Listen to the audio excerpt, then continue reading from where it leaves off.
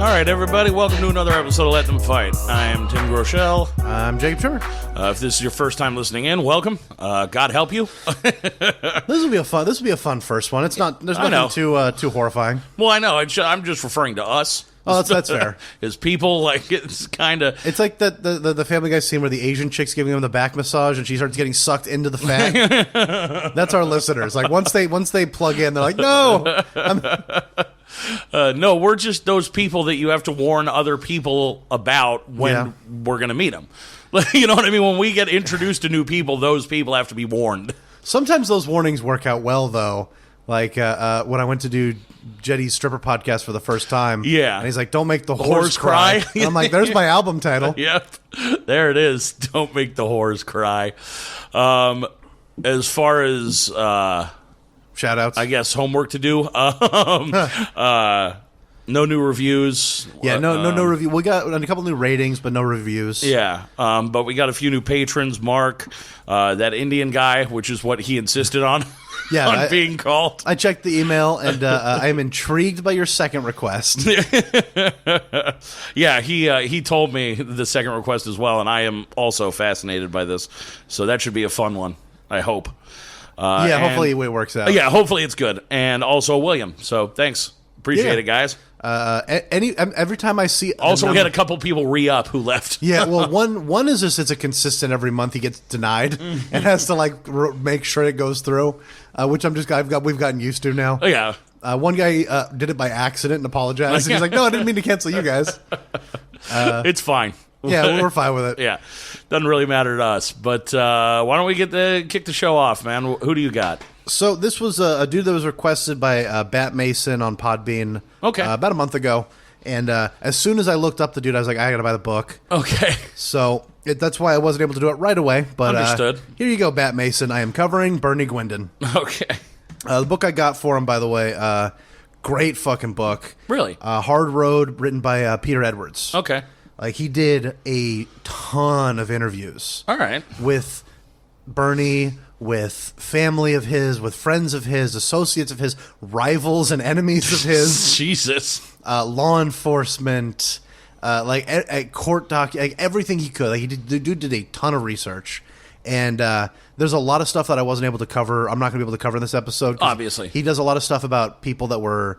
associated with him and some of his family. Well, yeah, we can't. Whenever we use a book as a main source, we can never cover as much as we get. It's impossible. I did include some stuff about some of his friends and family that I was like, they're not going to be able to get their own episode, so I have to put these in. Okay, it's too good to pass up. Fair enough. But there's a lot of stuff I wasn't able to fit in. So if you're interested in this dude, read the book because you'll get some more stuff. It's a great fucking book. What's it called? Hard Road. Okay. Peter Edwards.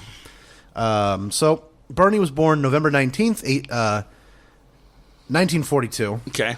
For some reason, I typed 1842. And I was like, for a second, I was like, no. All right. In Hull, Canada. Hull? Hull. Hull? Hull, Canada. Hull, Canada. So he was the second of two sons. All right. His brother Jack was born 10 months before him. Shit, so they just got right to work. He didn't even let her pussy recover. That's fucked up. He gave her a month and was like, time to plow another kid into you. Yeah, that's not okay. And his parents were Lucian and Lucy Gwindon. No, Lucy and Lucian? Yeah. Oh, my God. Which sounds like Harry Potter parents. That is some John and Jane Doe bullshit is what that is. Lucy had dropped out of school after the first grade. Okay. She was illiterate and only spoke French. Oh, shit. Lucian managed to finish the 5th grade. Ooh. He could read and write in English and French. All right, college boy. Lucian also loved beating the shit out of people. Oh, great. Quote, I saw my old man kick a few guys in the head. Shit. He could really kick. He could jump up and kick the ceiling. I saw my old man kick a guy in the face once and boot him down the stairs. He wouldn't take shit from nobody. He was maybe 135 pounds. What the fuck? Was his dad Bruce Lee in disguise? What the fuck? Just French-Canadian Bruce Lee. What the shit is this? I think that's just Jean-Claude Van Damme. You're not wrong. The French martial arts savant is all kicking. Yeah. So Lucian, one of the things he liked to do, too, is he would offer up 25 cents to whichever one of his sons knocked the other one out. Get the fuck out of here. And I think 100% of the time went to Bernie. Oof. That's so fucked. Well, here's the reason. It wasn't just for him. He wanted to entertain his bootlegging clients. Oh, good lord. Oh my god. Not just human cockfighting, children cockfighting. My children. And it was a way to try to draw in new clients as well. Like, come see the baby fight.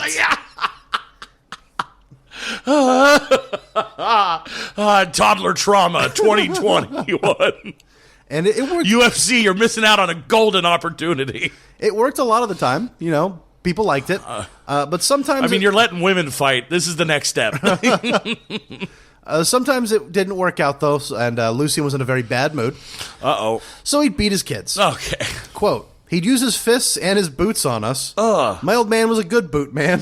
What? I knew when to shut the fuck up and get away. Good God. He also threw Lucy through a plate glass window. Oh, God. One time, Bernie and Jack came home dirty from playing out in like in the dirt. Yeah. So he scrubbed them with scalding hot water. Oh. Mixed with Comet. Oh. His uncle Dennis, Lucien's brother. The way their parents were like Lucien and Dennis. It might be Denise because there's only one N and one S. Yeah, either way. And he's French. Either way, that is a massive downgrade. Well, he was a drunk that drove a cement truck. Okay. Right up until he got it stuck on a train line in Angers, Quebec, and a train cut the truck in half and killed him. Holy shit. Angers? Angers. That's Angers. Yeah, that is Angers, Quebec. Angers, Quebec sounds like a dating show host. Oh my God. Angers, Quebec. That's like some shitty, like, DC Canadian supervillain. Angers, Quebec. He fights Captain Britain. Right.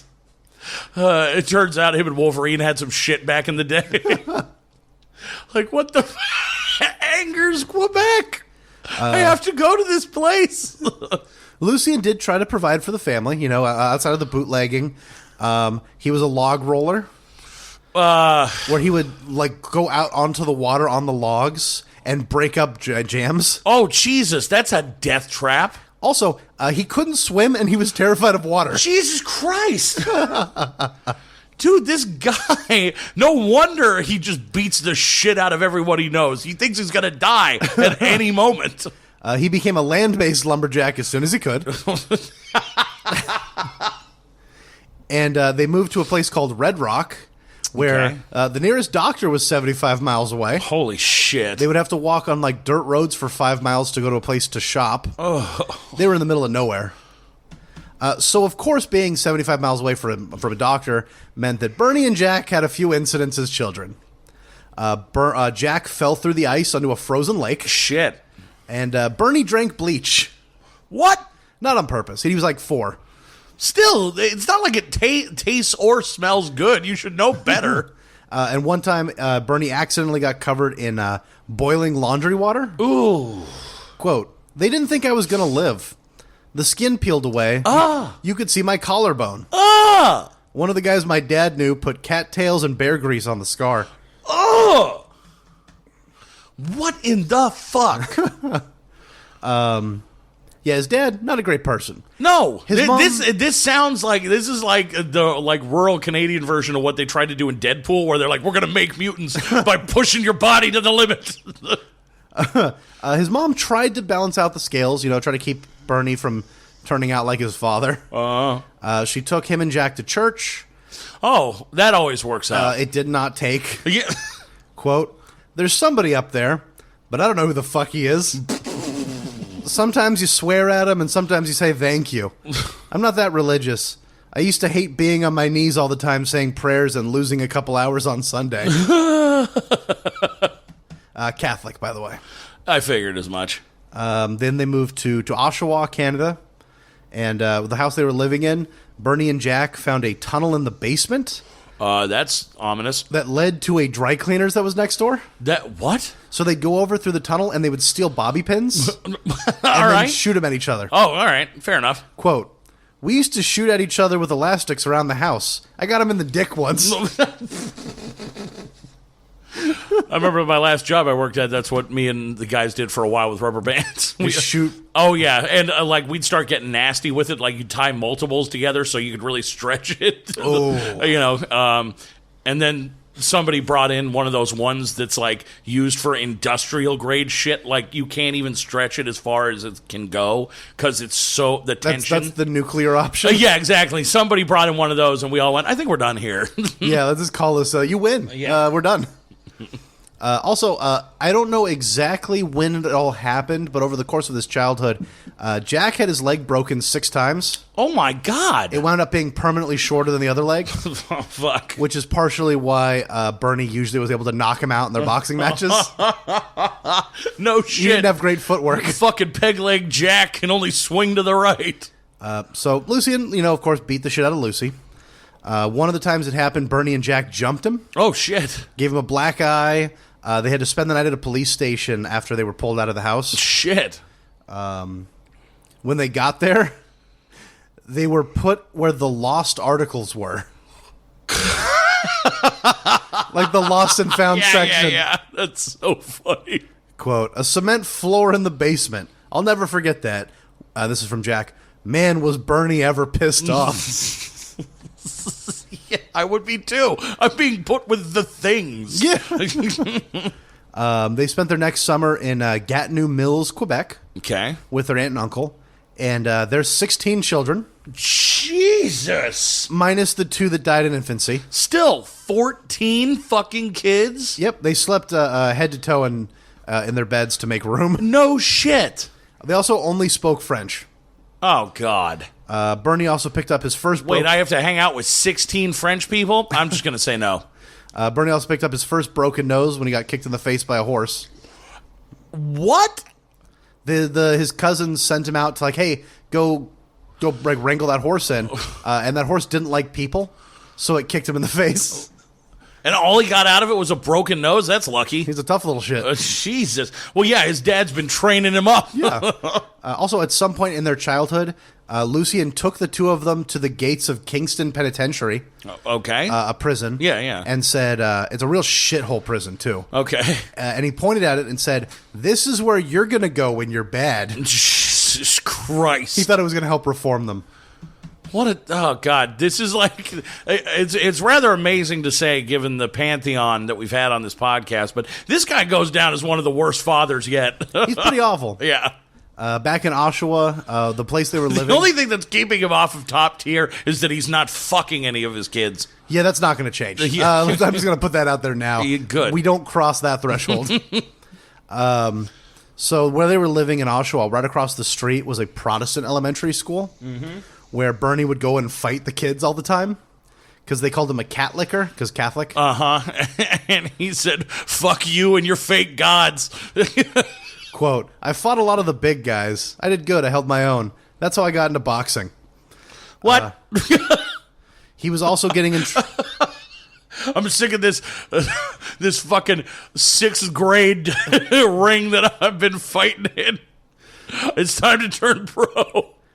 He also was getting into a lot of trouble at his Catholic school, Holy Cross Catholic Elementary School. Okay. Fighting, talking, not doing homework, all the normal stuff. Yeah. He called the principal, who was this nun, Dirty Gertie. Okay. And he would regularly go and have to be sent to her office for a talking to. Right. Which means she'd slap him across the hands with a leather strap. Oh. Which didn't stop him. No. Quote. On top of that, his hands are all calloused up. He's a fucking fighter. He doesn't care. This is something that he said to Dirty Gertie one of the times he was there. Oh, boy. If God knows all of this, then why? Then he already knows if I'm going to heaven or hell. And if I'm going to hell, why would he want anything to do with me? See, these are the sorts of questions they don't want you asking. No. This is also when he started hanging around at the Simcoe Hall Boys School Club after school. Okay. And that's where he started learning proper boxing. Oh, gotcha. He got pretty good. By the time he was 15, he was a good enough boxer that he would fight against his dad. Oh, shit. Whenever he tried to hit his mom. Okay. Quote, I slapped him for beating my mother once. I gave him a shot to the head. He left shortly after that. Oh, fuck yeah. Around that time is when he dropped out and basically committed full-time boxing. Okay. He put up an amateur record of 12-0. Nice. Amongst 15-year-old boys. Right. And I think it was a middle welterweight or something like that was his weight class. Okay, so not a big dude. No, very, very small dude. I have his exact measurements later when he's like fully grown. Full grown. His mom also met a new dude that she started seeing, and he was a good dude. He'd take Bernie out on rides on his motorcycle. Because again, typically on this podcast, they move on to another person who beats the shit out of them. No, this was a good dude. He took Bernie on rides on his motorcycle and even let him ride. So he's cool new dad. He's cool new dad. And Bernie... Cool dad's here to fuck your mom and be cool about it. Bernie immediately fell in love with motorcycles. Cool dad likes to smoke cigarettes. Pall Malls. Oh, Bernie was already smoking. I'm sure. He'd been smoking since like 10. Yeah. No, I'm just referring to Cool Dad. This is new Cool Dad. He smokes unfiltered.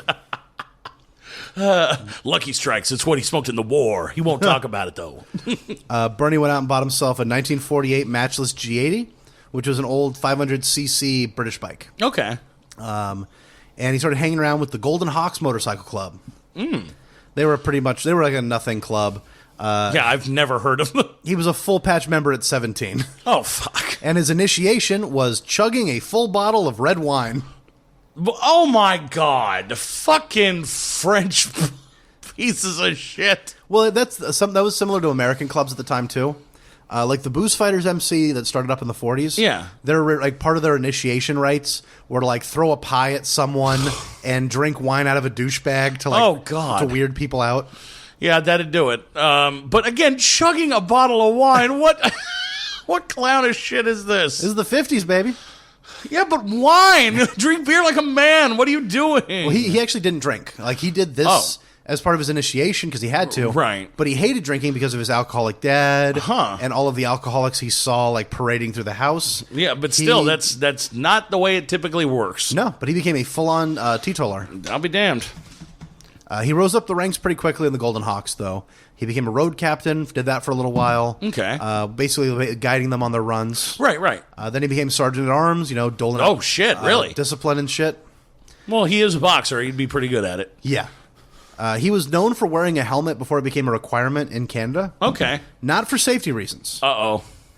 It was a punch enhancer when he was fighting other clubs.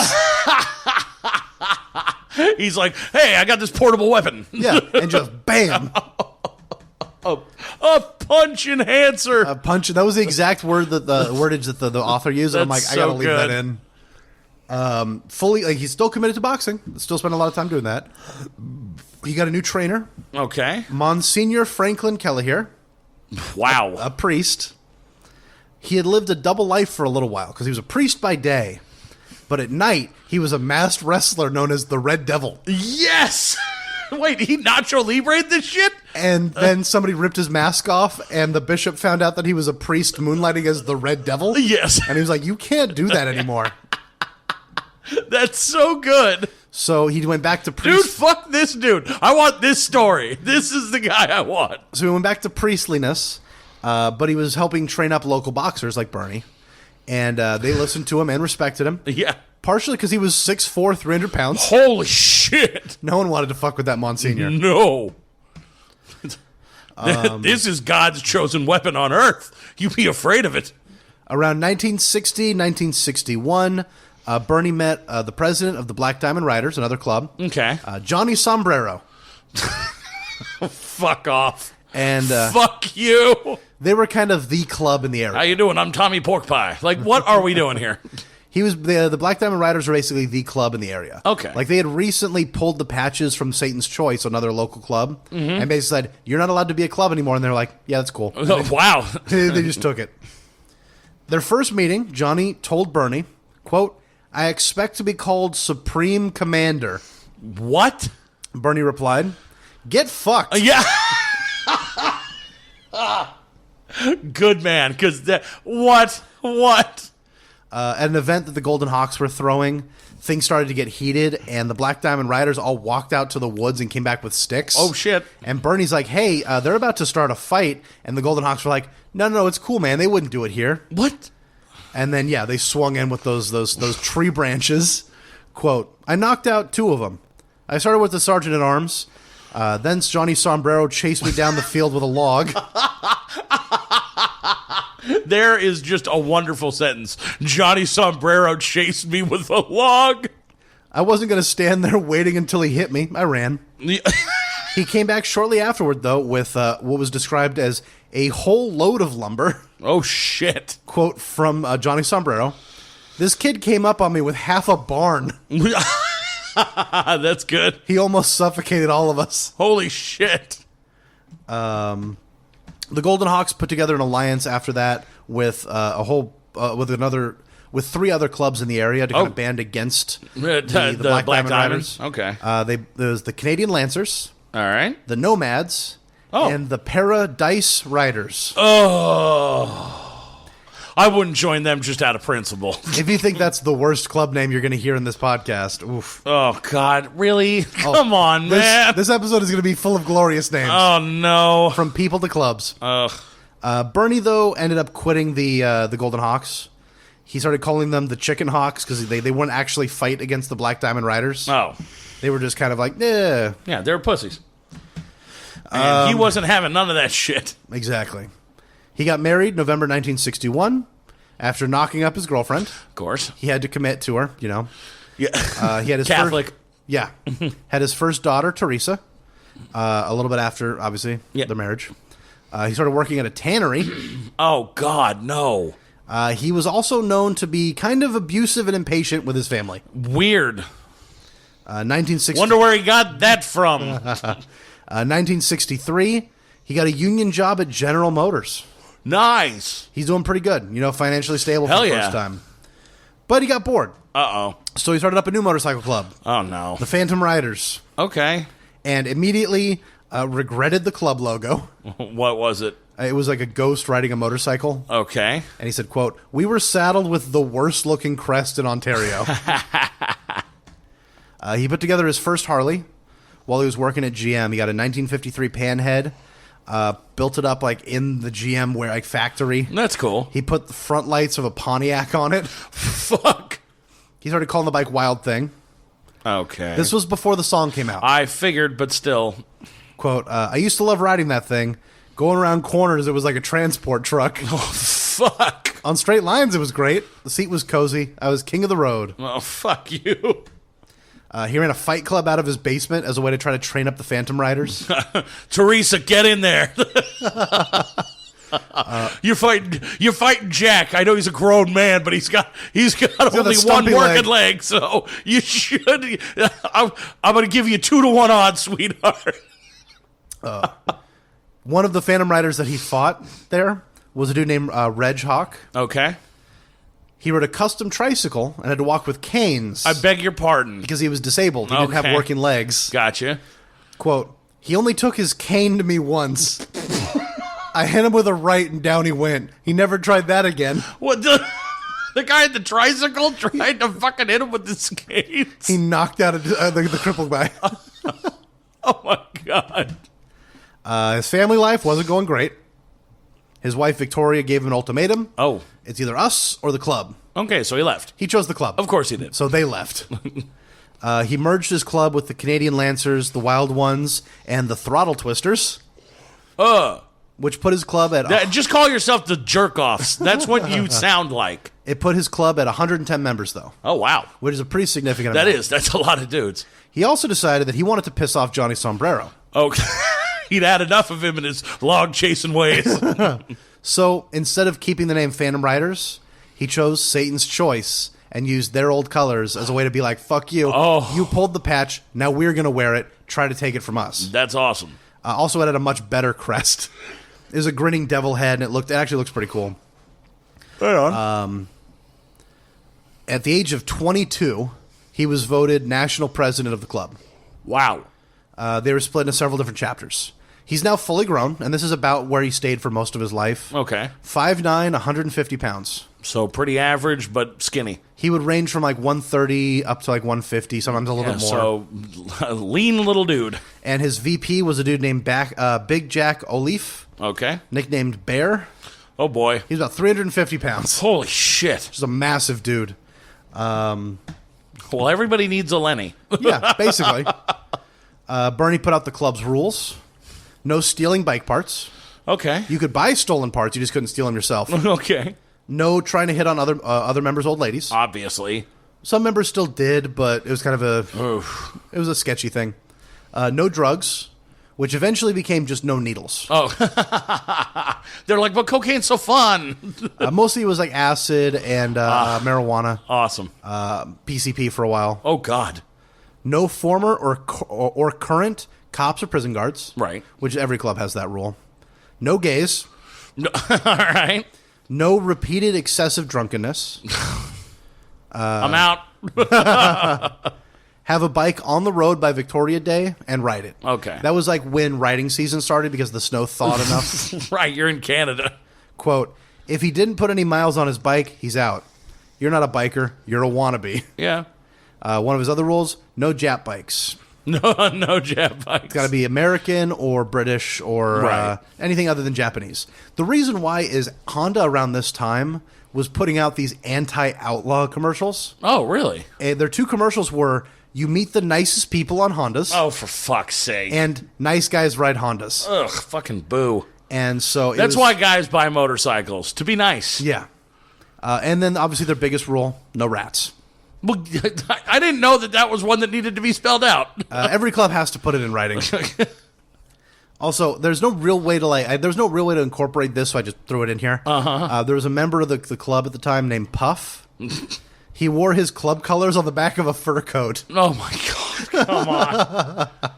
I know you're in Canada, but come on. There was a local cop that was fucking with Bernie in the club for a while. Mm-hmm. His name was Forget.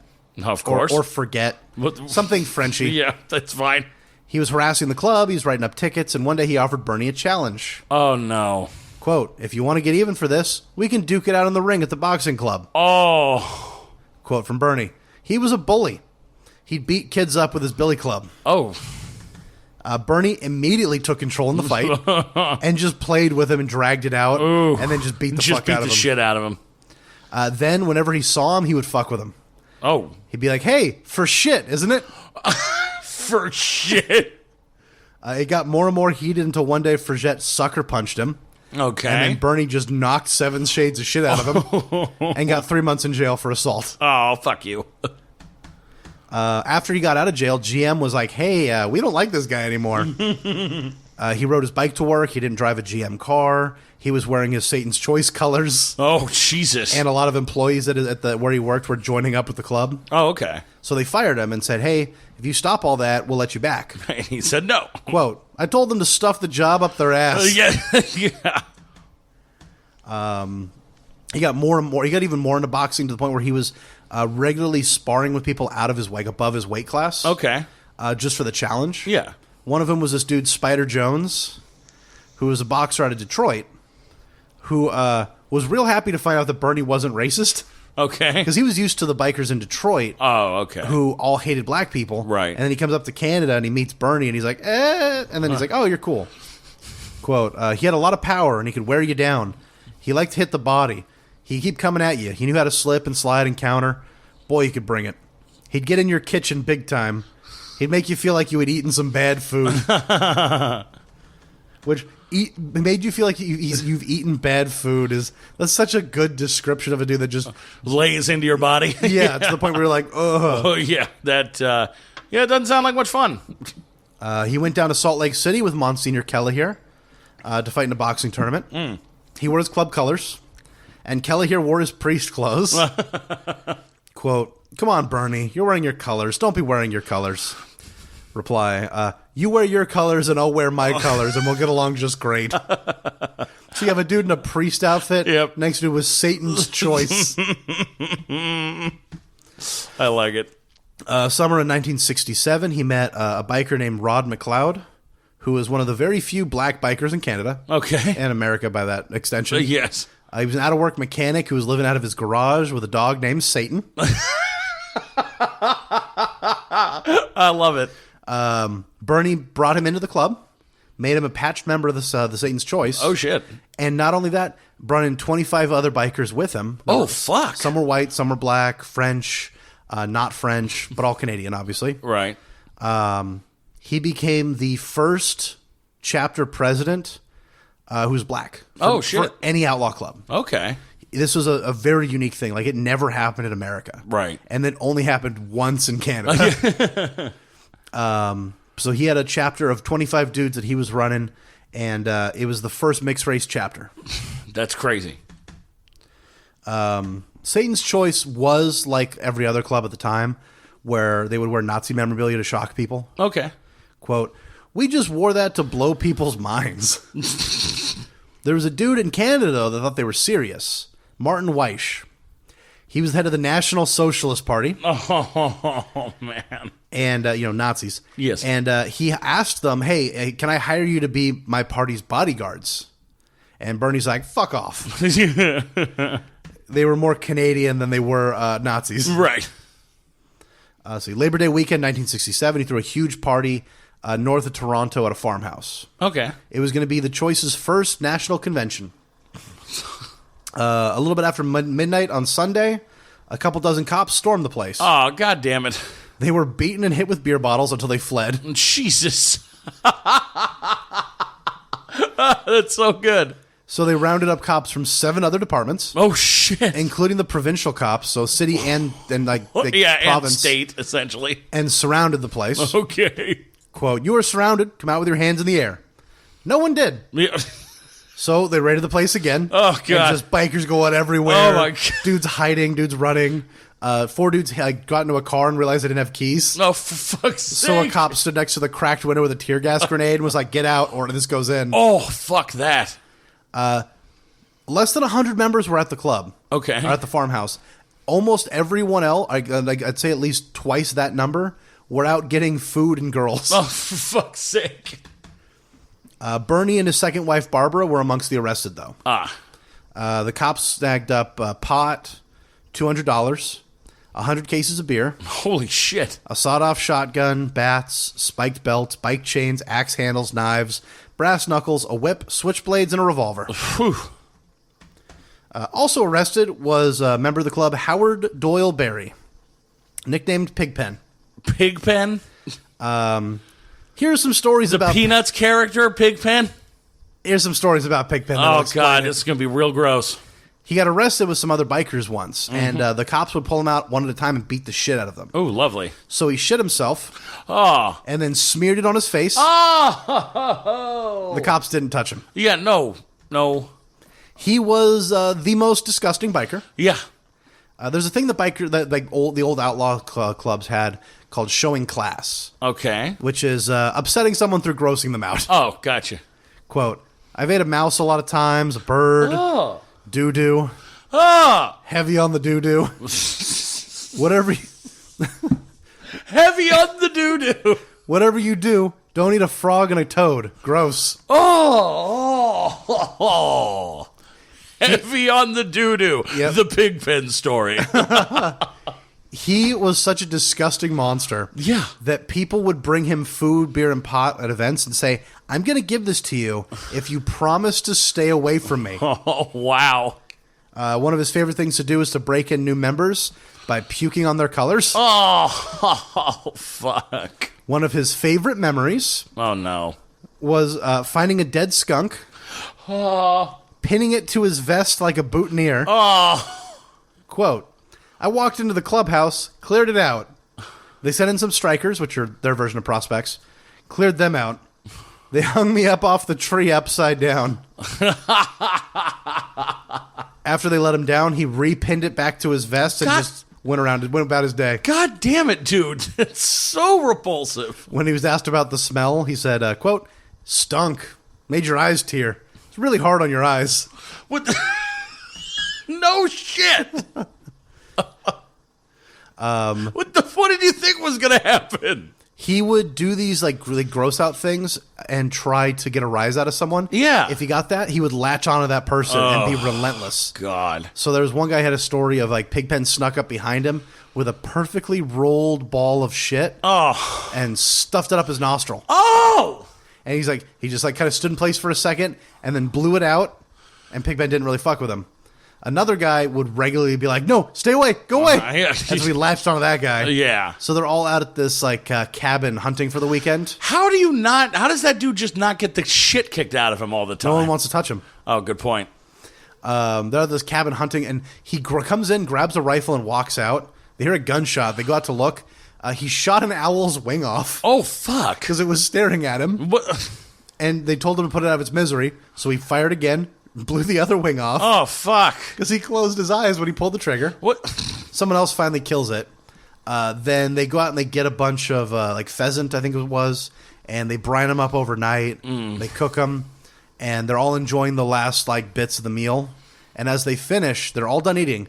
Pigpen looks around at everyone and goes, "Oh, by the way, I pissed in the brine." Oh, god damn it, dude. What a fucking piece of shit. That's Pigpen.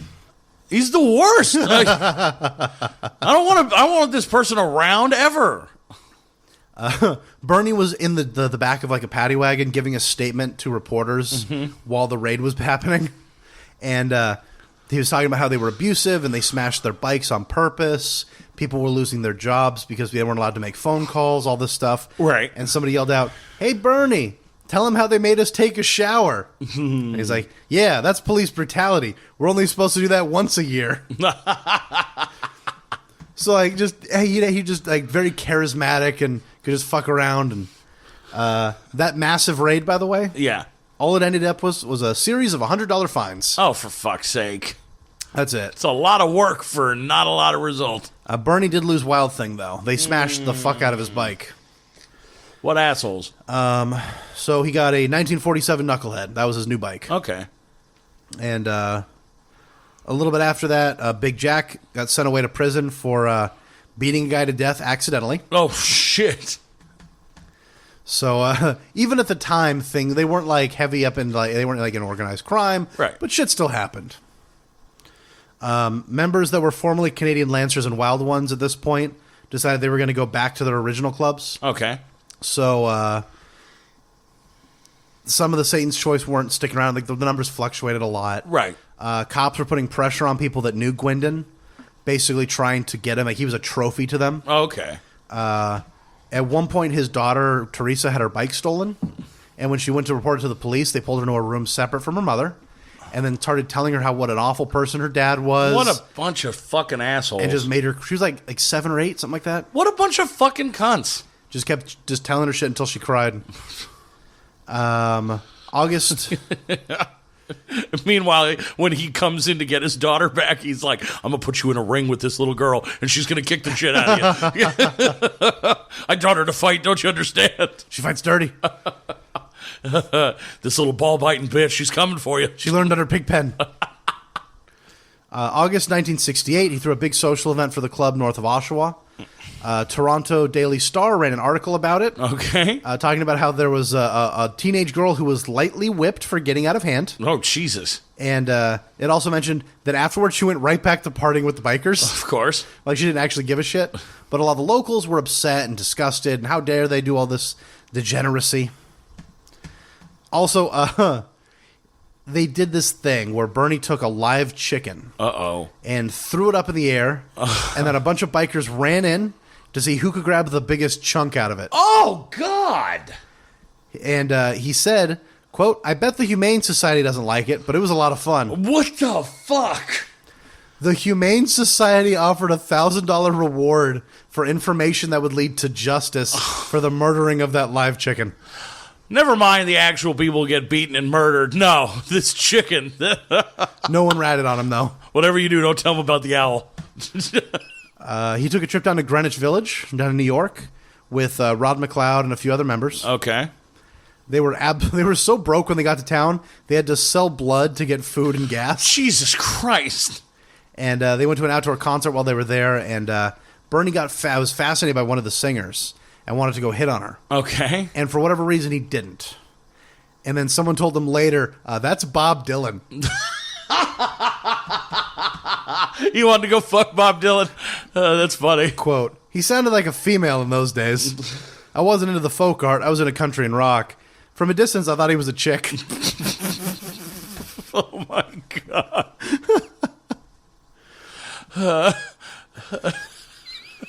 June 3rd, 1968, he was invited as an honoree of the Oshawa Sports Celebrity Dinner for his boxing. Oh, okay. Also honored was captain of the Montreal Canadiens, John Bellevue. Oh. Ernie Marks, the mayor of Oshawa. And Rocky Marciano. Holy shit. And then the leader of Satan's Choice. Yeah. What the fuck? At this point in the book, the author makes it a point to mention that Bernie was like kind of openly speculating about if, like hoping that like Dirty Gertie from the Holy Cross School, Yeah. hoping that she knew what he had become. Quote, she lived long enough to know who the hell I was. I was so fucking happy when she died. Yeah. Oh my God. He held a grudge. Yeah, a little bit. At this point, Satan's Choice is the second largest motorcycle club in the world. Oh shit. Right behind the Hells Angels, That's nuts. who had not made it to Canada yet. Right. This was before any American clubs managed to get to Canada. So he was the largest club in Canada. Whew.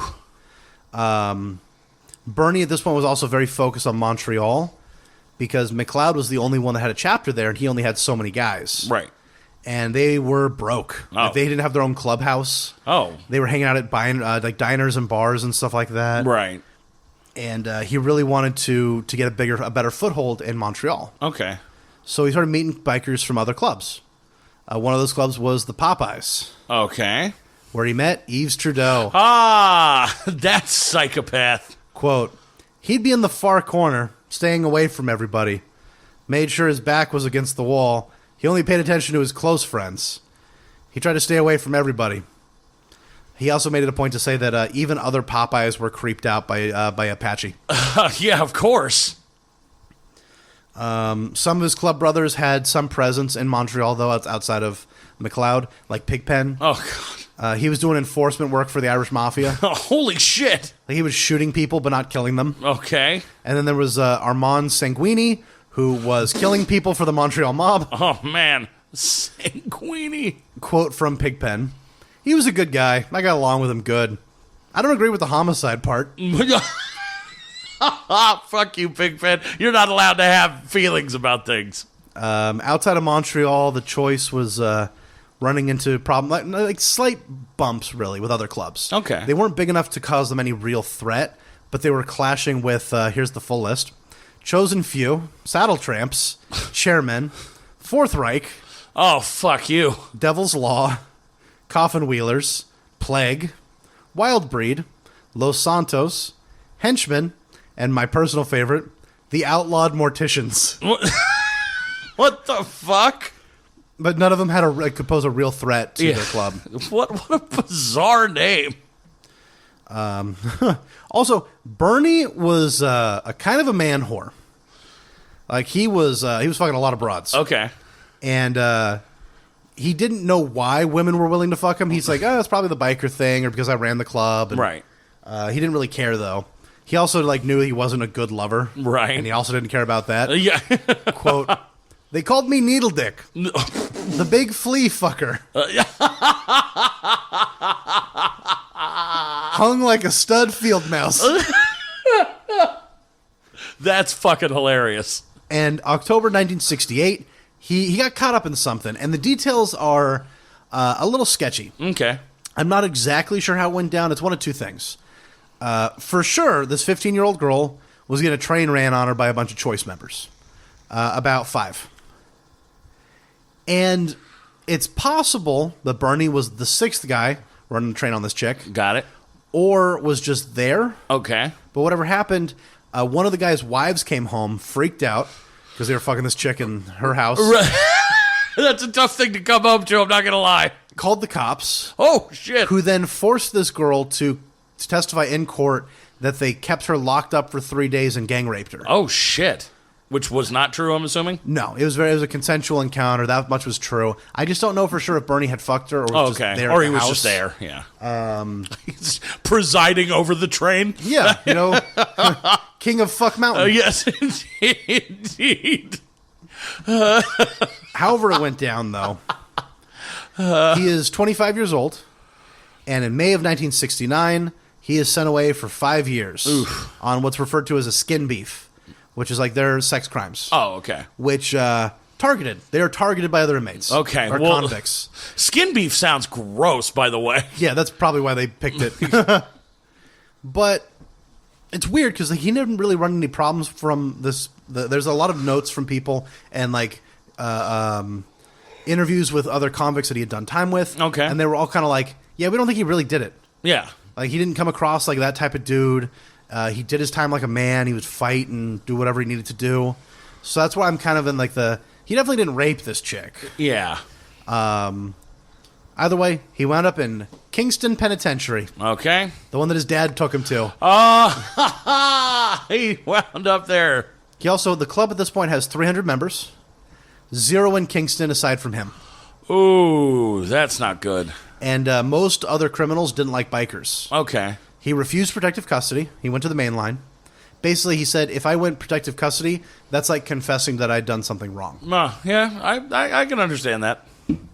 I don't know what the age of consent laws were at the time. 25 and 15, a little creepy. Yeah. Might be illegal. I don't know exactly. I don't know. I don't care. Law. It's still creepy. It's still creepy. By the way, it was a consensual thing, which not great. No. Better, not great. Yeah. Either way, not as bad. Let's put it that way. Not as bad. But another convict told him, hey, you should lie about your conviction. Say you're in here for armed robbery. And he's like, it's a bullshit conviction. I'm not going to hide anything. He's like, well, other guys might want to, take out a dude with a skin beef because they don't want to see him. He's like, you tell him what my number is, and pointed like at his cell number. Kingston was real bad. Yeah. He saw a dude get thrown off a third-story tier. Oh, shit. He watched another dude get stabbed to death. He got into a lot of fights himself, but avoided weapons. One inmate was bragging about how he hates bikers, so he's going to go get Bernie. Okay. So Bernie went up and beat the shit out of him. Okay. Guy stopped running his mouth. Yeah, that'd do it. Within his first year, though, Barbara took their 2 daughters and left him. Yeah. She moved to the West Coast with a former Choice member named Two Stroke. Well, we already know he was more of a one-stroke, so... Which, I know Two Stroke is a motorcycle tire. It's an engine thing. Yes. But it's still an unfortunate choice. It really is. But around the same time, he got a letter from a woman who...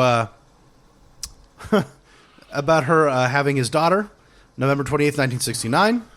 So he does another daughter. Now he's got several at this point. This dude is just pumping out nothing but girls. He also gets a letter from another woman that wants to marry him. Jesus Christ. His brother Jack would bring her up to the prison. They got married. They had their wedding. They had their wedding night. Oh, my God. She gave birth to twins the following year. What the fuck? One died Christmas Eve. The other died Christmas Day of 1970. Oh, bummer. Their marriage was annulled within the first year. Oh, yeah. Those prison marriages don't tend to last. Especially not after the kids die. He was transferred from Kingston to Joyceville, which is a lower security prison. He spent his time there with another convict named Paul Gravel, who he ran a program that was designed to help criminals that wanted to reform and get real jobs. Okay, reintegrate. But it was all a front. Oh. What he was really doing was finding convicts that had no remorse or desire to change, and then he would help them learn new criminal skills. Holy shit, that's amazing. Also, while he was at Joyceville, he adopted a baby raccoon. What? All right, that's the last thing I expected you to say. He kept it in a shack on the yard. They would play around during his yard time, and it would sit on his shoulder and nibble his ear. Oh, my God. And he would bite its paw. Oh, my God. That is the most adorable thing I've ever heard. What the fuck? Then he got word that a few of the guards wanted to kill it. So he gave it to a friendly guard who smuggled it out of the prison and gave it to a family that would care for it. Operation Raccoon Smugglers on. It's a go. He had to sneak a goddamn raccoon out of a prison. His daughter Teresa, who is 15... What you got under your coat? You trying to sneak out drugs for one of the inmates? No, boss. Just cuddles. Just an animal. Just cuddles. His daughter... Look at him. He's so cute. His daughter Teresa is 15 at this point. Okay. And she gets called to the principal's office. Oh, shit. Where she finds the principal visibly terrified. Okay. And a biker's sitting there with his feet up, and he's just like, your dad wants you to visit him in prison. She did not go visit him. Okay. She instead dropped out of school. Oh. Quote, you know what an embarrassment that was? But shut the fuck up. January 1971, he made parole. No shit. He stayed in Port Arthur up in Thunder Bay with his father. Okay. One term of his parole was no hanging out with other bikers. That's not going to last. Quote, that's like telling the Pope not to hang out with Catholics. I thought he was going to say kids. The first thing he did was find local bikers and have them prospect for the choice. Of course. The first thing he does. Yeah, we knew he wasn't going to fucking do it. He jumped back into boxing, and in 1971, he won the Ontario Golden Gloves, No shit. the Eastern Canadian Golden Gloves, and the Canadian Golden Gloves. Wow. So he was the best boxer in his weight class, basically. Amateur boxer in his weight class in all of Canada. He was picked to fight for Canada in the Pan Am Games in Cali, Colombia. Holy shit. Yeah, he's... While on parole. That's so amazing. He went down to Colombia and fought for Canada That's so awesome. as a light middleweight and got a bronze medal. Fuck yeah, dude. He was also picked to be captain of a team of Canadian boxers that went on a tour of Europe. Whoa. He fought 5 Olympic-level boxers, Nice. beat 3 of them. Nice. Then when he got back to Thunder Bay, they gave him a key to the city and named him Athlete of the Week. What the... And then of December 1971, this is all the same year, Yeah. he was sent back to prison for violating his parole. Because he'd been hanging out with bikers the whole time. Oh, the whole time. I know. That's, that's also, so incredible. up until this point, he was a favored choice to go to the 1972 Olympics for Canada. Holy shit. And that's that stopped as soon as Yeah, that's the end of that. once the prison door shut on him again. He was now in Stony Mountain Institution in Manitoba. Okay. He was given day passes to go box still and be in Jesus. tournaments. He won the Manitoba light middleweight title. And so he got regular night passes so that he could go out and train at a real gym Oh my God. and have sparring partners. Unreal. Unreal. He also kept getting into fights while he was in prison. Of course. A biker that he became friends with got stabbed on the orders of a mob dude. Oh shit. So he went and confronted the mob guys. One of them said, last time I saw you, you were in PC at Kingston. So he knocked him out, Oh. and then his friend, and then went to turn to the rest of them and like, so you don't leave us alone now? And they're like, yeah, we're good. One of the times he was on his day pass, on the way back from this boxing match, he convinced the guards to stop at a choice clubhouse. Get the fuck out of here. He got them drunk, got them laid. They brought women in. They were so fucked up that he had to drive the car back to the prison. Oh my God. This, what? Around this time, Jack called him and let him know that their father died of lung cancer. Oh no. He got a pass to attend the funeral. There were not many people there. Where he punched his corpse. Nobody seemed sad. Lucy didn't show up to see him off. He also got like heavy into leatherworking at the time to try to help pass time quicker. Okay. Which is normal for Prison, a con. yeah, absolutely. The choice also at this point were kind of stepping up how hardcore they were willing to be. 3 bodies were found.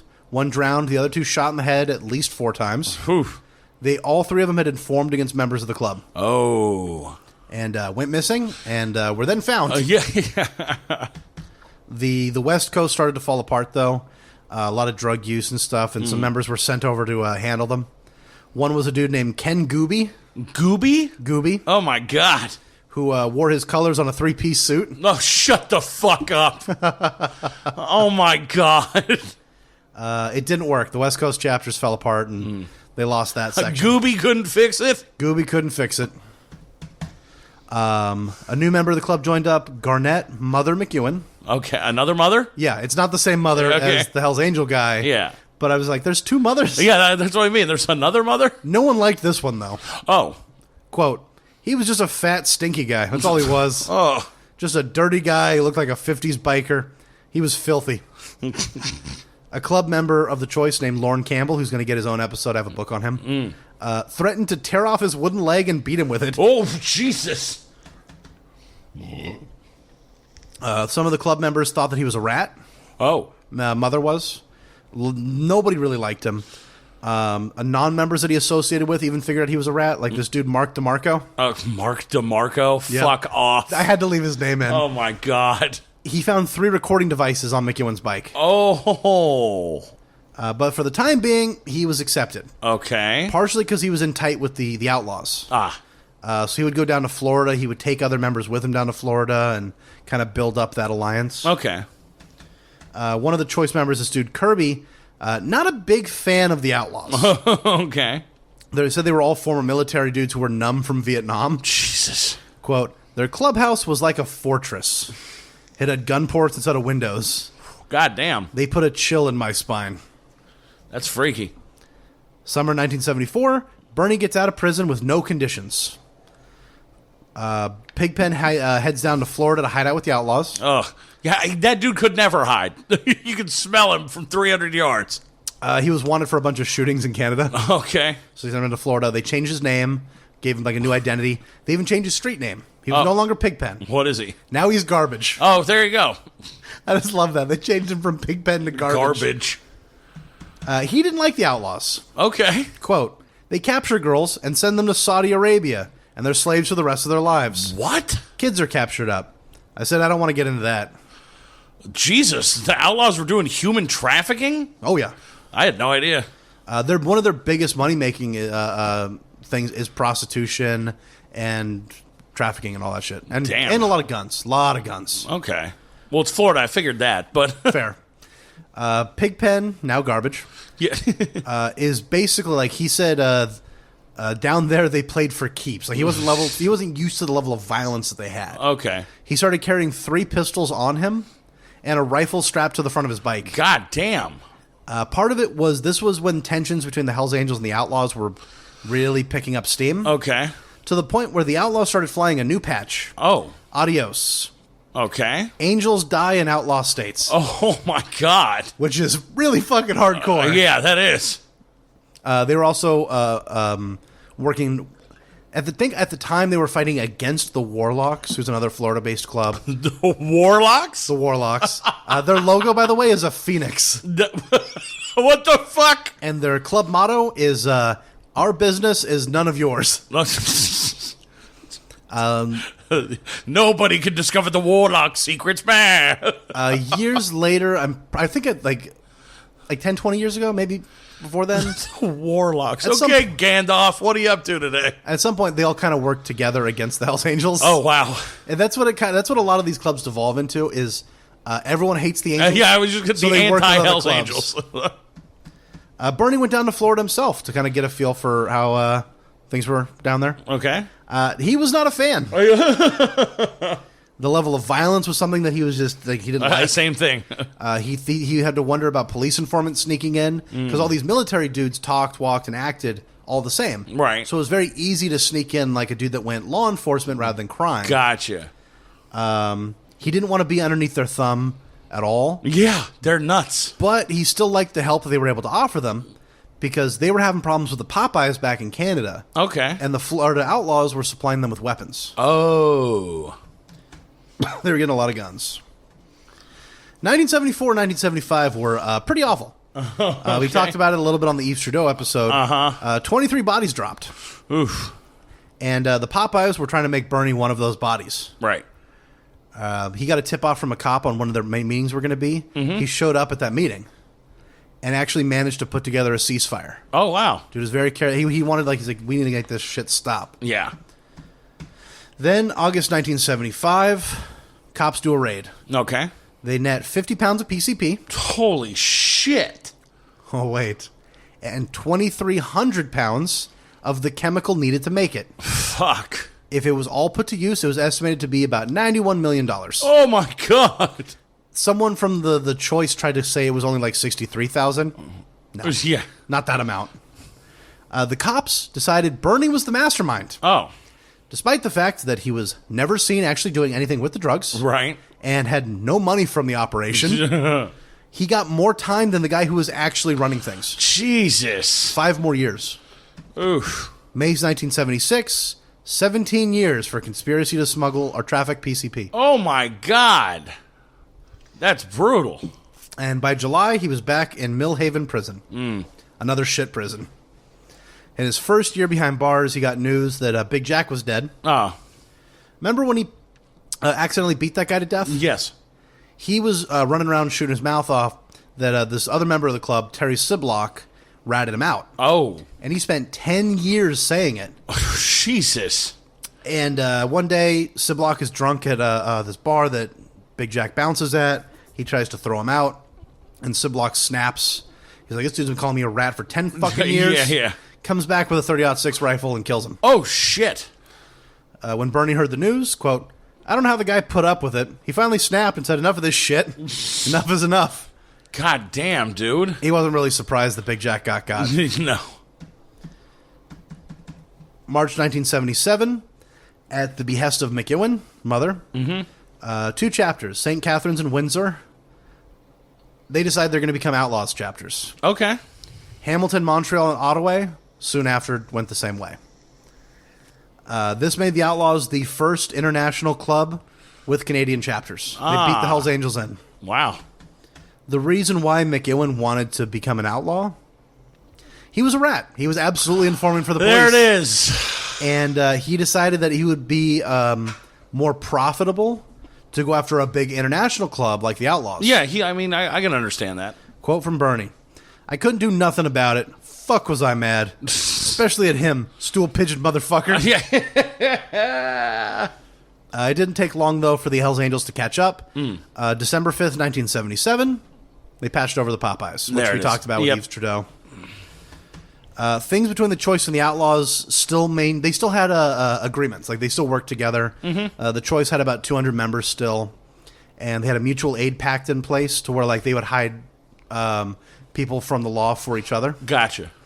One day, 2 outlaws showed up in Ontario as part of that mutual aid pact. Okay. One of whom was Harry Taco Bowman. Oh, my God, not Taco. This was before he became the international president. Ugh. Fuck you, Taco. I just saw that, and I was like, what a great, like, little tiny, like, all these dudes from previous episodes. Oh, man, I hate Taco so much. Well, you don't like the dude that was nicknamed something because he kind of looked Mexican? Yeah, he vaguely looked Mexican, and they call him Taco.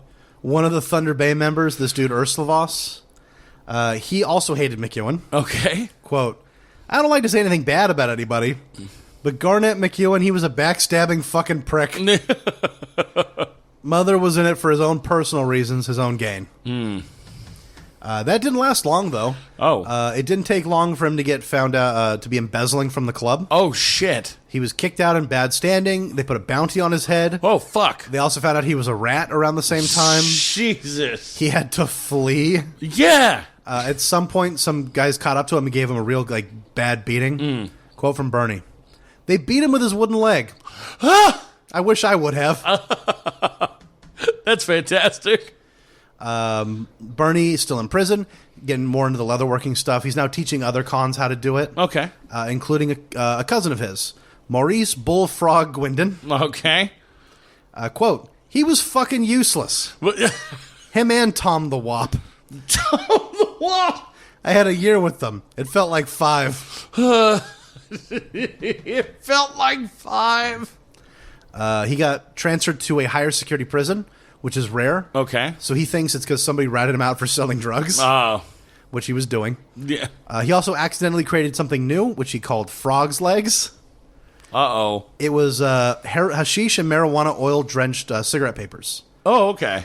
He had it happen by accident when he went to stash about 100 papers. Oh. And it got soaked and, like, congealed. Right. So he just cut 1/8 strips off of it. That's smart.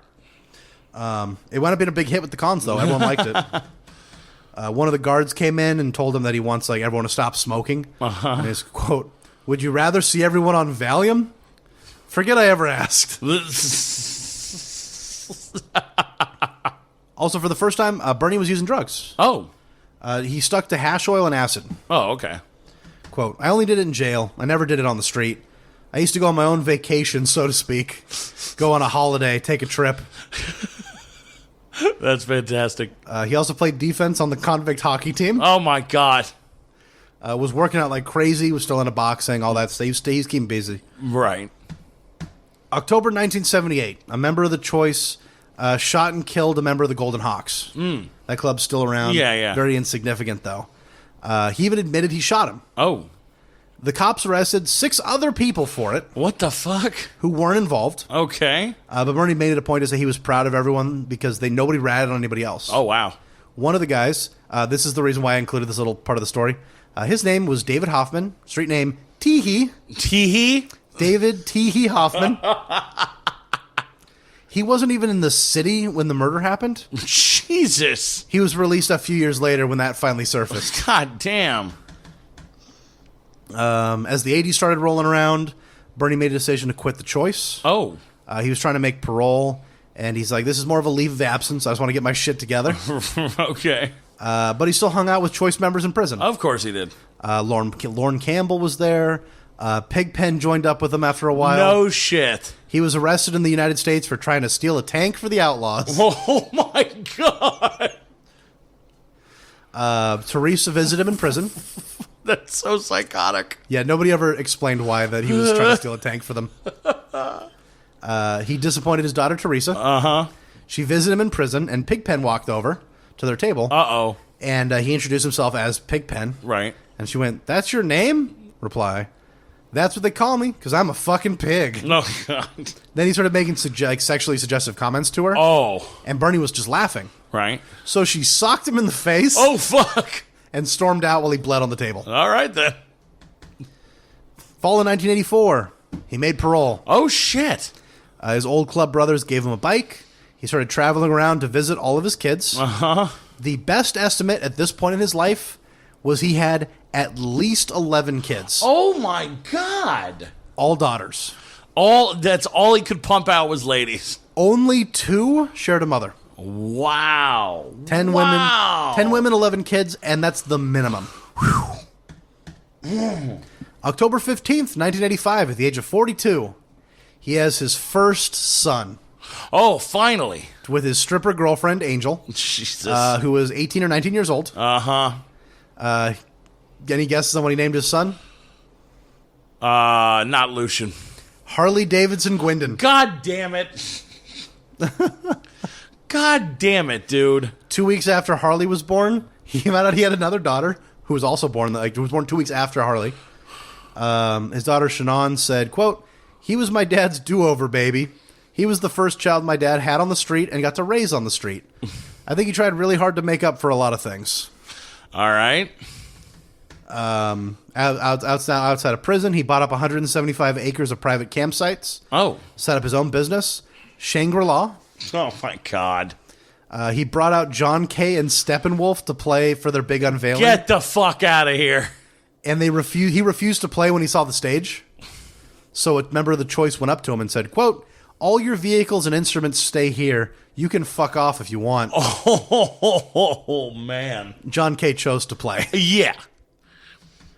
It didn't go well. Turns out nobody really wanted to stay there. Nobody wanted to stay at the fucking biker gang campground? Nope. So he decided that the way to fix that was to expand on the usable land. Oh, no. So he's using a tractor to rip out tree stumps. Uh-oh. And instead, he wound up underneath that tractor. Oh. Rushed to an ER. 6 broken ribs, punctured lung, coughing up blood. They gave him 24 hours to live. Oh, my God. Quote, and he said, "Fuck you" to the doctor. "I'll be out of here in a week." Then he went home. What? He basically refused to die.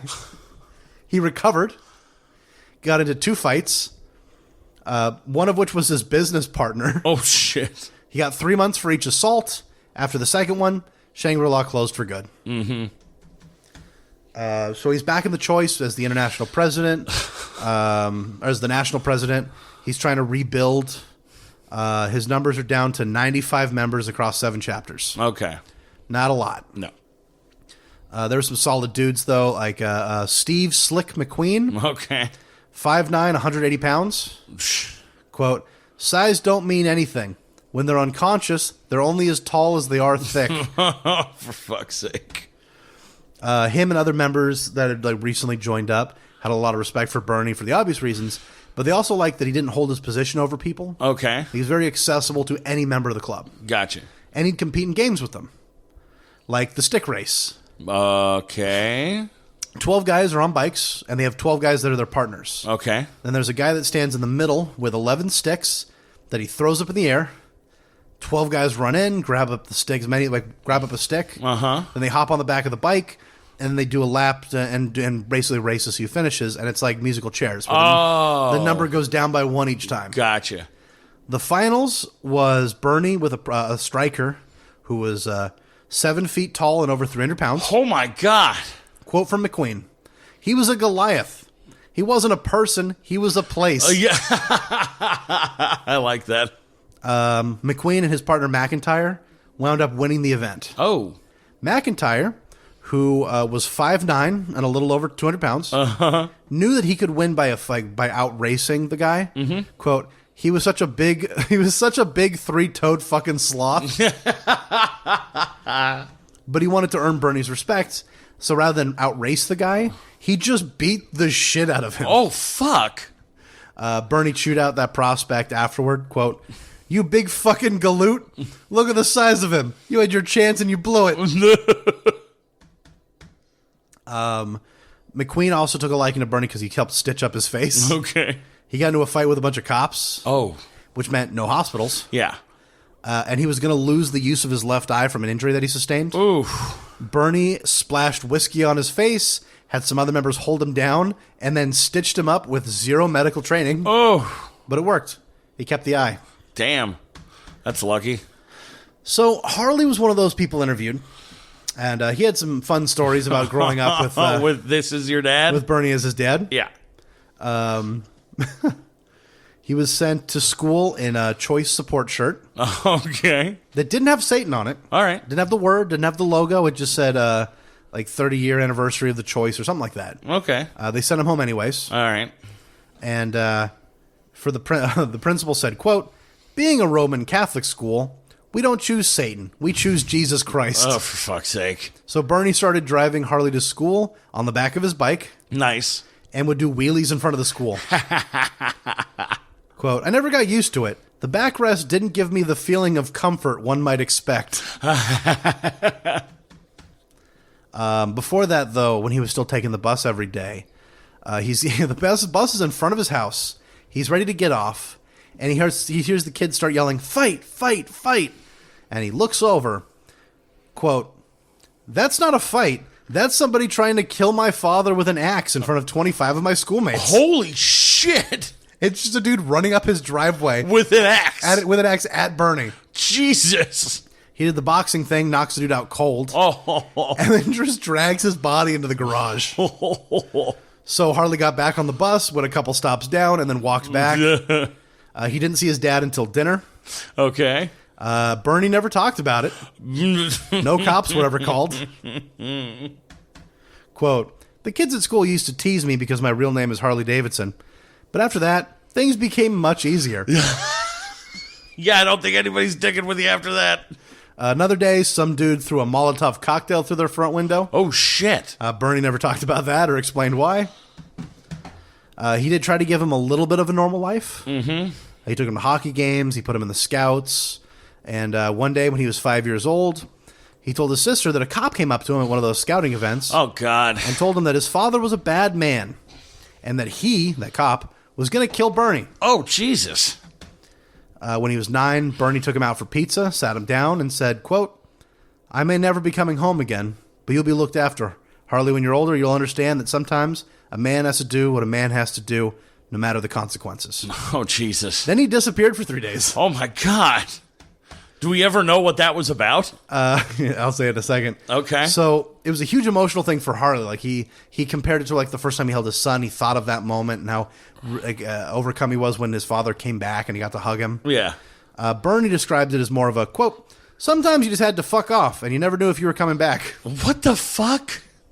He was just going to go away for a few days. That's so weird. Bernie's attempts to rebuild the club weren't going great. His old pal Gooby, he left to join the Salvation Army. Oh, that's a weird choice. Dudes were leaving for other clubs. Some guys were killed off. Some dudes were just retiring from the outlaw life. Okay. Bernie reconnected with an old love interest of his that never really took off. Okay. This woman, Suzanne. He helped her remove a tenant from her home. Oh, nice. The guy was refusing to leave. Well, then fuck you. And on finally they have this last agreed, you were out by tonight. And on that day, Bernie rolled up in full biker gear, walked up to the guy and went, "I'm here to make sure you leave by 5 o'clock." Oh, fuck. He cooked them a nice meal and left right on time.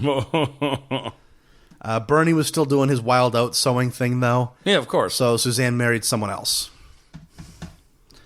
He picked up another court date, this time charged with trafficking drugs. Oh. He was found not guilty in 1994. Oh, nice. The confidential informant the cops were using described him, quote, "an old has-been trying to make ends meet." Oh, Jesus. He wasn't really seen as a big player on the scene anymore. Yeah, I wouldn't imagine. But cops still wanted to be the one to bust him because it's still a feather in the cap. Right. People are still harassing his friends and family. And he's still a name. And he's still the name, exactly. Yeah. People are still harassing his family just for having the same name as him. Jesus. He was still hardcore as a biker. Like, he would go on long trips alone or with one of his kids or with some chick he wanted to fuck. Right. One of his trips into America, he found a priest that was blessing motorcycles. Okay. So he stopped by. Quote, "The priest became animated when he saw the grinning devil of the Satan's Choice crest on the gas tank. The man of God couldn't shake the holy water fast enough onto the face. He stood there just whipping it. He emptied it out." That's funny. 1995. This fucking priest, Diablo, just starts going nuts. 1995, the Hells Angels are really pushing to get a foothold in Ontario. Okay. And 1996, they invite Bernie to one of their parties, trying to, like, get his assistance in doing this stuff. Okay. He decided to stay home, though, because he got a bad feeling when they told him to bring his dancing shoes. Oh, Jesus. I don't know what that means, but I don't like it. Yeah. He officially retired as an active member of Satan's Choice at 53 years old. He left in good standing. Oh, good. So he got to still party with the club. He could go to the clubhouse. He could go to events, all that stuff. Right on. Just no voting and no sitting in on meetings. Right. And he picked a very good time to leave. Okay. 1996 to 1998, authorities ran an operation called Project Dismantle. All right. 197 people were charged with a combined total of 1,363 offenses. Holy shit. $3 million in drugs, property, and cash were seized, which included the club headquarters in Hamilton, which was the first time a gang headquarters was ever seized in Canada. Oh, interesting. Membership dropped from 135 to 70. Oof. No, December 29th, 2000, he was at the Hells Angels Clubhouse in Sorel, Quebec, getting patched in as the president of their new Oshawa chapter. God damn it. They brought him in as a way to keep the diehard Satan's Choice members from kicking off violence. Oh, okay. He was they're like, we're going to patch over your old club. We want you here to make sure that they don't fight back. Right. And so he joins up, becomes the new president of that chapter, or charter, rather than chapter. This was in response to the Rock Machine had just patched over to the Banditos, giving them a solid foothold in Canada. And Hells Angels were like, we have to fix that. Yeah. So they swelled their numbers up to about 550 in Canada. God damn. 110 in Toronto alone. Whoa. In 2003, Bernie made a trip down to Arizona to meet Sonny Barger. No shit. On Sonny's 65th birthday. Wow. Bernie wasn't a big fan. Oh, okay. Quote, his attitude was like, yeah, okay, you're here. I have to put up with you. I don't think I'm a fucking idiot. I've done some things in my life. I've had a big club myself. Harley left Bernie's house at 15 and started going down a very similar path. Great. Picked up a few assault charges, went to juvie. Him and the group that he hung out with was about 10 dudes. 7 went on to serve prison time for murder. Damn. And he managed to beat a 10-year sentence for assault with a firearm. So Bernie took him out for dinner and bragged to everyone in the restaurant about his son's acquittal. Oh, my God. Look whose boy ain't going to prison tonight. Fuck you. He also stopped talking to his daughter, I think her name was Sarah, for 6 years. Okay. Because she dated a black dude for a few months. Oh, for fuck's sake. He didn't remember that was the reason, but he said it was possible. Oh, yeah. Quote, because again, he was not racist against the black dudes back in the day. Right. And so people are like, hey, what the fuck? Quote, it's totally different being in the family and in the club. The club I can get away from. You can't get away from them if they're family. January 2006, Suzanne's husband dies. Okay. After 35 years of knowing her, Bernie finally fucks her. Oh, Jesus. It's the longest he's ever known a woman without sticking his dick in her. He also left the Hells Angels in good standing at the age of 64. Okay. He did what he needed to do to make things a peaceful transition. He's like, I'm too old. Yeah. I don't have the money to do this. I'm out. Yeah. 2007, at the age of 21, Harley pled guilty to a plethora of crimes. Okay. And got a 5-year sentence. Bernie flipped him off from the crowd in the courthouse. What the fuck? But Harley explained to him afterward he was facing 22 years if he didn't plead guilty. Oh, fuck. And him and his 2 buddies that pled guilty, it meant that other friends of theirs had their charges dropped. Oh, okay, So good. Bernie was like, okay, never mind, we're cool. Yeah. I understand now. He went to Millhaven and Collins Bay, both prisons that Bernie had spent time in. Of course. And then things didn't get better for Bernie. Okay. March 30th, 2008, he got a phone call that his house burned down. Oh, what the fuck? All of his money was stashed inside because he didn't trust banks. No. He lost jewelry, including Rolexes, motorcycles, bike parts, his art, old Satan's Choice memorabilia, and the house wasn't insured. Oh, god damn. He was in the process of buying a new house and had let the insurance lapse. Oh, man. Talk about bad luck. Some of his biker buddies put together about $2,400 for him, kind of help him get on his feet. Yeah. But he was still homeless. Yeah. Quote from one of his daughters. I think when he had that fire, that's when age really kicked in for my dad. He lost everything that made him. Quote from Bernie. I was in bad shape. But he had found out that he had a second son that he never knew about. Oh, for fuck's sake. And he moved in with him, and they kind of got to know each other. All right. Then his mom, Lucy, died in 2008 at the age of 85. Damn. And he's also old himself. Yeah. Still getting into fights. He was at a motorcycle show with Rick Gibson, his son. Mm-hmm. And Rick hears, Bernie knocked out Bernie. And he's like, what? Quote, Gibson didn't have to be told which Bernie he would find still conscious. Quote from Bernie, I'm the Bernie. Fuck that guy. Fuck, that guy raised his cane at me, so I gave it to him. He watched his dad regularly yell and tell off bikers in their 20s and 30s. No, really? If he thought that they disrespected him. Fuck. One guy turned to him and said, quote, what are you going to do about it, Grandpa?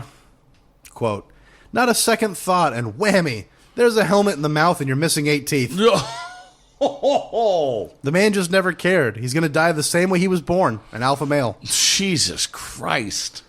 September 11th, 2009. After 50 years of this will they, won't they, Yeah. Bernie and Suzanne get married. Oh, for fuck's sake. His 4th wedding, her 3rd. Oh, God. Quote, I don't know what the fuck she sees in me. She knew I was a fucking whore. I'd fuck anything that walked the streets. The more the merrier. You only live once. Yeah. 529 bikers, family, and assorted friends. And at least 29 cops running surveillance. It's like a mob wedding. Suzanne made it a point to walk up to a group of cops and thank them for making everyone feel safe. That is some top-tier passive aggressiveness right there. I like it. The wedding spread, by the way, burgers, corn on the cob, beans, and pickled eggs. Oh, my God. That is some white trash-ass shit right there. Yes, it is. 2012, Harley boxed in a match that was put together by the Hells Angels. What? He won in the 5th round. What? Bernie was proud. March 2014, Harley became a patched member of the Hells Angels. God damn it. 3 years after getting released from Kingston Prison. Right. Bernie was probably a little less proud. Yes. I would imagine so. Bernie ran into some problems with the Angels post-retirement, though, because he was out in good standing. Right. The problem is he was interviewed by the History Channel, and he said in that 2000 patchover that the Hells Angels had absorbed guys from, quote, Mickey Mouse clubs. Oh. He went to the funeral of his old pal McIntyre, and somebody told him to leave. Okay. His status was then changed to out bad. Oh. Which meant he can't go to any of their functions. Yep. And he was still fighting people. What? There was this bike painter, this dude who was 6'5", 235 pounds, in his 30s. Okay. Taking too long to paint a bike for Bernie. Quote, I went to give him a hook. He moved. I hit him with the right. He dropped. He later apologized for the delay. God damn.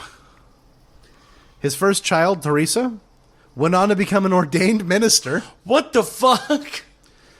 She mostly remained at odds with Bernie. Like, they loved each other, but they kind of didn't. Yeah, no.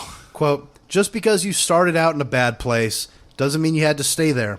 My dad made a choice. Unfortunately, he made the wrong choice. Yeah. October 2015. Harley is popped for robbery, impersonating a police officer. Oh, God. Pointing a firearm, possession of a military-style submachine gun, forcible confinement, and 3 counts of assault with a weapon during a home invasion. Shit. He kind of surpassed his dad's legacy as a criminal. A little bit. Quote, I told him, quit trying to walk in my footsteps. Try not to be like me or you'll be in jail the rest of your life. I had most of my best years in jail. Bernie did keep in contact with his brother Jack over the years, though. But Bernie kind of hated Jack for a little while because he found out Jack was riding a Jap bike. Oh, for fuck's sake. Really? Come on. And he got a ticket for riding too slow. That's pathetic. Quote, for Gwendon, that was an affront to nature. Yeah. Bernie Gwendon is still alive today. No shit. Kicking it up in Canada and married to Suzanne still. God damn, that's wild. And I never would have guessed at the beginning of that story this dude would still be alive. Let's see. He was born in 1942, which means he's in his 80s now. No, it means he's 79. 79, yeah. Yeah. And it's probably still boxing people. Yeah, fucking nutball, dude. Jesus Christ. Yeah, that is the life of Bernie Gwendon. Wow. Dude is fucking nuts. At one point, he went on record as saying, before the Hells Angels made it to Canada, that he wanted to pull Sonny Barger's patch. Have you ever met him? And then years later, he became a Hells Angel and met him, and I'm like, maybe that's why he didn't like you. Yeah, that could have something to do with it. I hope you enjoyed this episode of Biker Shenanigans. Yeah. As always, happy fun time on 2 wheels. Yeah, or 3 wheels if your legs don't work well. Hopefully you like whatever. Fuck that glass jawed bitch. Hopefully, like the episode, and you can go out and rate, review, subscribe, all the things that help us stay relevant. Indeed. Get other people to listen to us. Tell your friends, your family. Indeed. Your enemies. Do this. Your enemies. Your boss. Well, maybe not your boss. Yeah. Coworkers that can't get you fired. I was just going to say your coworkers who don't go to HR. Yeah. Definitely don't go to HR. Just spread us around, Yeah. like a plague. Like the measles at Disneyland. We have a Patreon. Yep. If you got $5 to spend and you want to hear a couple extra episodes out of us every week, or if you just want to support the cause and get us a quarter pack of cigarettes. We appreciate it. Oh, yeah, 100%. I'm still baffled that we have people subscribed. Yeah, it's weird. Just based on, my low self-esteem. But we do appreciate it a lot for the people that do it. And if you can't, we get it. We're not going to be mad at you. No. We get that, especially just coming out of the pandemic, we're not made of money. Yeah, also, it's not like we're rolling in it. We get it. Yeah, we 100% get it. If the government looked onto my external hard drive, the amount of pirated porn in my possession would blow their minds. Yeah. They're like, this is the one that was foretold. The money shot load. It's the old David Tell bit. If you watched all my porn back to back, you'll be finished never. Never, yeah. So I get it. Sometimes you got to listen to stuff that's free for your entertainment. Yeah. So much porn, if you deleted it all off the hard drive, it'd be physically lighter. It might. Let's see. I do have a show, actually, kind of. Nice. Sorta. I do not. I don't know how it's going to be. It's this new club in L.A. It's got some weirdness to it, and I'm not sure yet. Okay. But I'm doing the check drop spot. What the fuck is that? When they drop the check for everyone to pay? Uh-huh. Normally it's during the headliner spot, obviously. I guess they're bringing it, my buddy who's hosting it, the guy was telling him, we need someone to do 7 minutes during the check drop spot. Oh, my God. Which is weird. It's like the Broadway Comedy Club or something like that. It was a New York club that just opened up a new West Coast one. Okay. Known recently for shutting down their open mic because a lot of people were bitching about them charging, despite that being a very common thing now for clubs to do. It's all a lot of weirdness. Oh, wait, they were charging for stage time? Yeah, it was it was like a workshop mic kind of thing, and supposedly their booker was going to watch, and it was like 7 minutes for $7 or 10 minutes for $10, something like that. Okay. And a few people that don't even do comedy anymore complained on their thread and bitched at the guy, and he canceled the mic. Just be like, fuck it, I don't want to deal with this. Jesus. So I don't know that I'd want to invite anyone to this show just because I'm still like, I want to test the waters of this place before I can shout it out. But after I do the spot and I get a feeling for it, if I get any more stuff out there, I'll be able to shout it out. Fair enough. I have nothing. I think there's possibly an Asylum and Stereo show at the end of August. Okay. But not 100% on that. I think that about does it for that. We're on all social medias. Yep. If you want to hit us up, one thing people like to do is whenever someone we've covered in an episode dies, they like to message us. We do appreciate that. Oh, absolutely. You guys were just a little slow on this last one, and my brother got to me with the Rodney Alcala death first. I woke up to that message. No, nice. And I was like, right away, I was like, got to pan her on Twitter. Yep, I did the same thing on Instagram. Yep. But it is cool to know that like people that have listened to us remember people we've talked about. Because I had to scroll forever to find that episode. It was like episode 90. Yeah, I know. It's down there. And it's like the fact that people still remember we talked about that doofus. Well, I always remember that just for the dating game aspect. Yeah, it stands out a little bit. Yeah. But it's still cool to like that people remember shit we've talked about that long ago. Very They're true. like, hey, this guy died that you talked about. Yeah, good. Fuck him. He was horrible. Oh, yeah, that dude sucked. But, I mean, even if you don't want to track the deaths of people we've talked about, you can still message us or email us. Yeah, it's not like that's the only messages we're accepting. Yeah, we accept any message, really. Yeah. We're not picky. Yeah. Any human contact, really. Especially where I don't have to actually have any human contact. Yeah, exactly. If I can do it while reclined, more's the better. And then I guess personal social medias, if you want to hit us up on those, we have those too. Yep. Jacob Trimmer on Facebook, Jacob M. Trimmer on Instagram. Yeah, T.Grisha on Instagram, @ClosePistachio on Twitter. Yeah, I think we're out.